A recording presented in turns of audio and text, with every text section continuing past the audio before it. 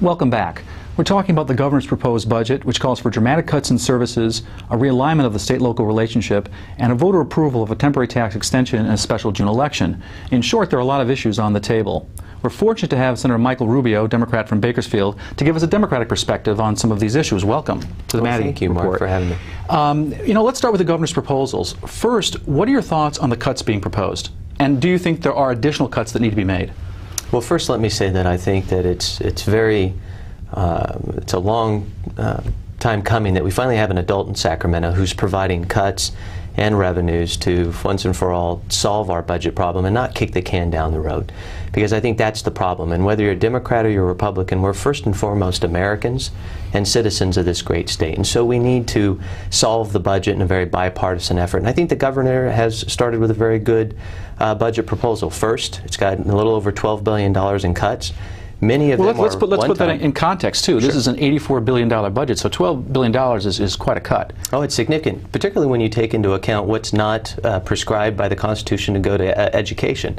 So when you take that away from the $80+ billion budget, you're dealing with even a smaller number. And so to cut $12 billion from roughly $40 billion, it's a significant percentage. And we're cutting everything. Everything is on the table on his, within his proposal. One, you're looking at redevelopment agencies, which is a very important tool for local communities, specifically City of Fresno, Fireball, one in which I hope we redefine but do not eliminate. Enterprise zones, welfare, the transitional housing for foster children, the most vulnerable subgroup in our entire community. The governor has literally put on the table today to cut all forms of government so that we can move the state forward. Well, let me ask you also, there's another thing he's proposing, and that is this major realignment between state and local governments and their responsibilities. Can you explain, your position on that? What do you think of that proposal? Coming from local government, this is one that I think is very important because it has long-term benefits.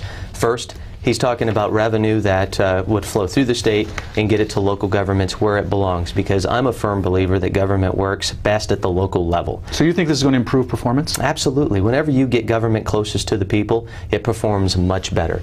Second, you also have cost savings. You tear down the walls of silo funding that exist at state government, the bureaucracy, if you will, and you let local governments, the local sheriff or the local board of supervisors, be creative to deliver services. And what we've got to focus on is more on the outcomes of these services and programs and less on the bureaucracy. Is there a concern about the funding? I'm sure some of the state and local, the local officials are saying, hey, this is great, it's coming back to us, but the responsibility, but is the funding also going to be coming back to them? Absolutely. In fact, perhaps it's a segue to talking about the tax extension that's being proposed to put before the voters. You're 2 steps ahead of me. And that is that whatever is approved by the voters will go directly to local government. So the shift in the realignment, the overseeing of low offenders in the correctional facilities, or the issues dealing with probation and juvenile probation, these items in the court system will be provided at the local level, but we got to ensure that the money follows. We do not just want to put on an unfunded mandate on local government that they already have. Before we get to the special June election, I want to ask you a quick question, because you had mentioned about redevelopment agencies and enterprise zones and the governor's proposal to eliminate those. What are your thoughts on that? Are they a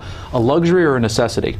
They're a necessity. However, they're a necessity for the San Joaquin Valley, specifically Fresno County, but they are a luxury when you talk about Coronado, California. There's a big difference. We need redevelopment agencies in Corcoran, but we don't need them in Coronado. So we need to redefine the redevelopment agency to see to it that it is doing good work in areas where you've got high unemployment rate, you've got communities that are struggling and disadvantaged, and that you don't have them in San Francisco or San Diego, and I think that's the big difference. Well, let me ask you, the governor, next to the governor, the LAO, legislative analyst, is proposing a pause on any new development with RDAs while they're kind of sorting this out. What is your feeling about putting a pause on any new RDA projects?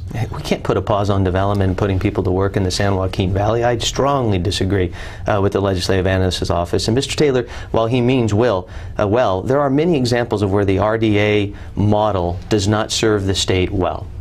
But when you look at places like the City of Fireball, City of Fresno, Mendota, the City of Parler, these are communities where RDAs are working extremely well at putting people to work, and we don't have enough. I think we ought to do more with our redevelopment agencies in the Valley. Well, let me ask you, I want to get now to that special election they're talking about in June for a temporary tax extension. What are your thoughts on that? We've got to put it before the voters, because this is a fundamental question as to whether or not the current revenue streams that go to education and public safety, whether they should be maintained. Do public safety and education folks deserve to continue to receive the revenues that they do today? And I think when you put before the voters that question, they're going to make a very wise decision, and that is we need to maintain the level of revenues that exist today for our law enforcement and for our educators. Okay, well, when we come back, we'll hear the Republican ideas on how to get our fiscal house in order. That conversation when we return. This is the Maddy Report.